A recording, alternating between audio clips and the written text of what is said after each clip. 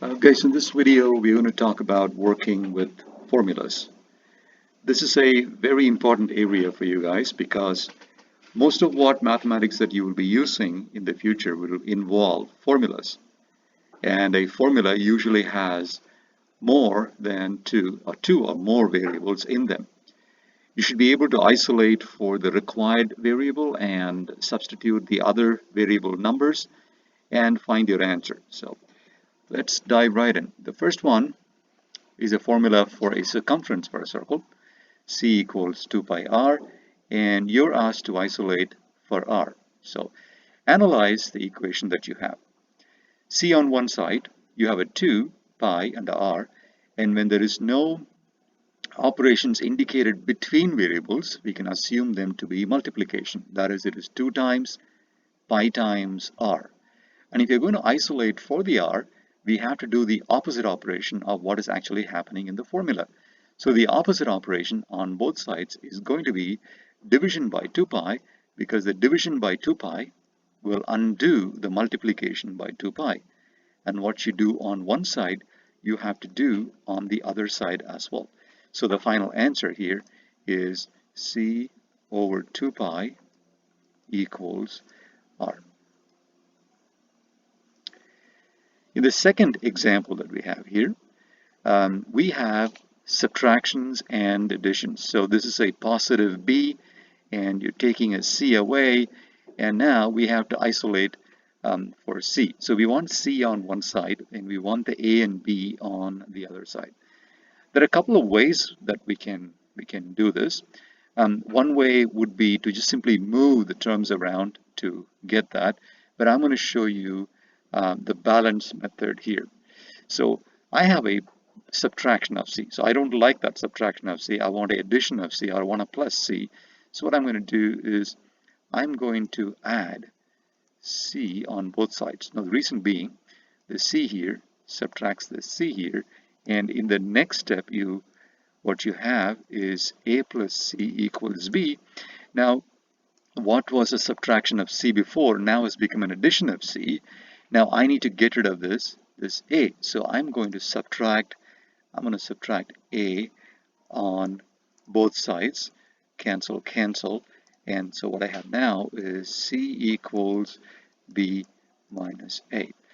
There are other ways of doing this as well, but I prefer this balance method for clarity here.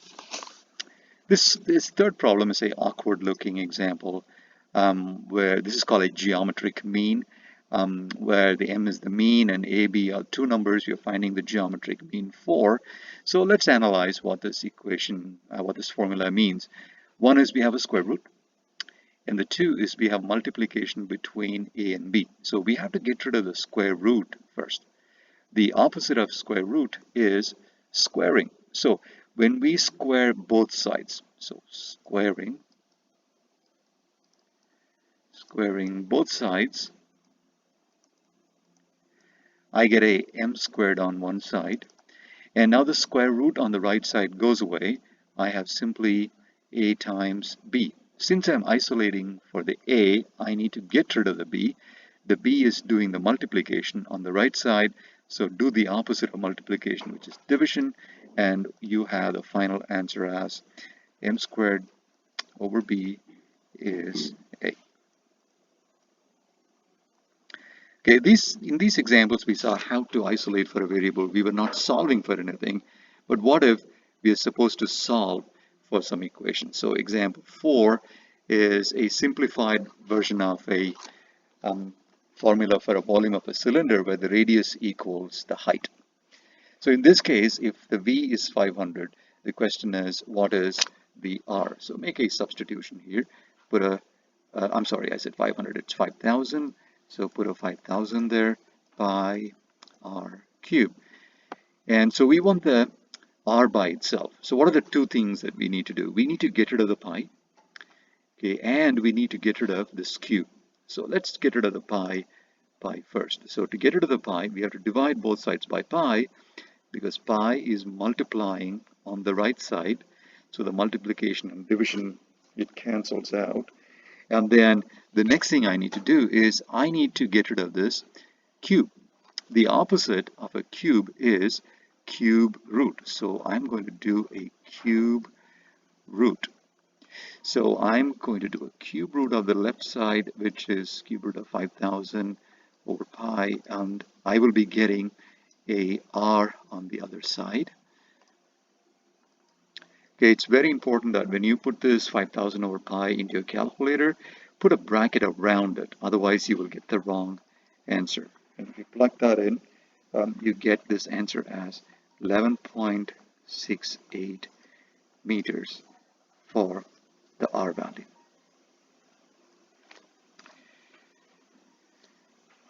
Okay, so example 5, this formula you would have seen before. This is a compound interest formula or a exponential growth formula. This 10,000, the 1,000 here is what is called the initial amount. This is the invested amount, initial amount. And the A here is the final amount. And the N here is the number of years that you invested this $1,000 for. So another way of finding the initial value is when n equals 0, that is, you're just starting out, because remember n is the number of years. If n equals 0 means you're just starting the investment. When n equals 0, A equals 1,000, 1.075 to the power of 0. We know that anything to the power of 0 is a 1. So this whole thing here, this whole thing goes to 1.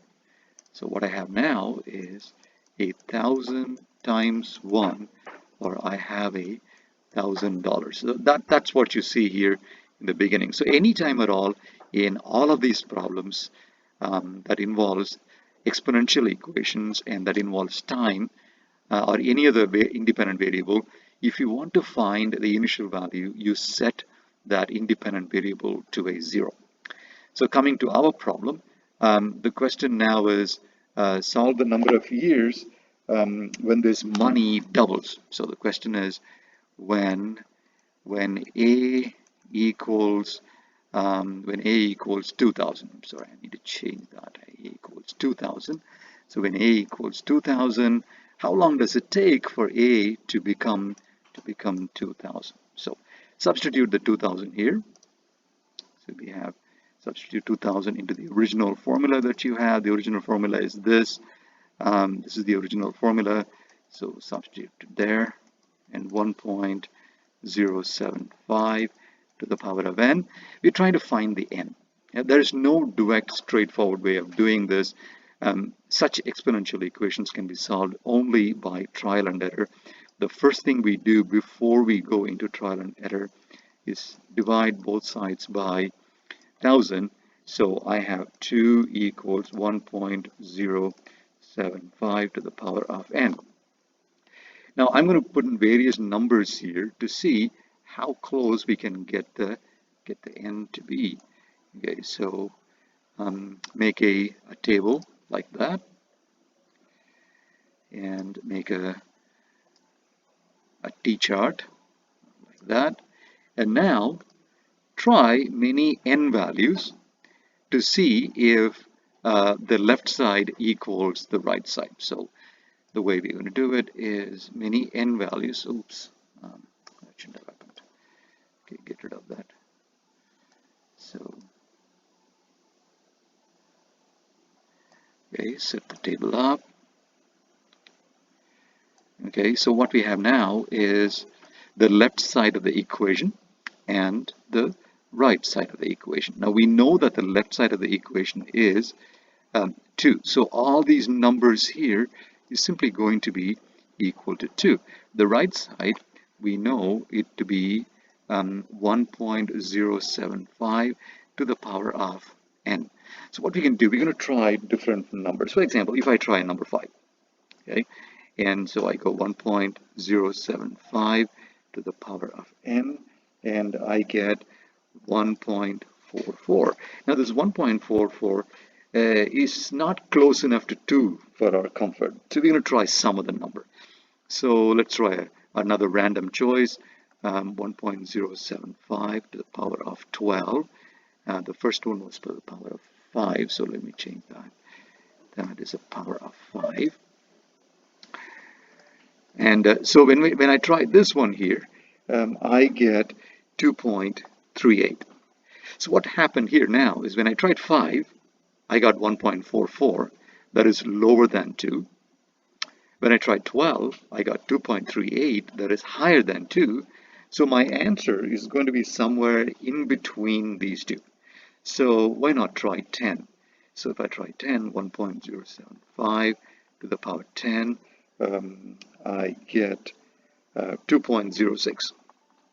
Now that's very, very, very close. I'll be happy with this.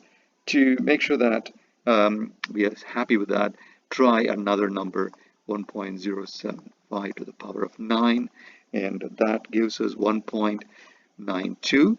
We realize that 2.06 is closer to 2 than 1.92. That means the answer 10 years is closer to 2 than 9. So somewhere between the years 9 and 10, you notice here, between 9 and 10, we reach the value of 2. So we can say n equals something like 9 point something something.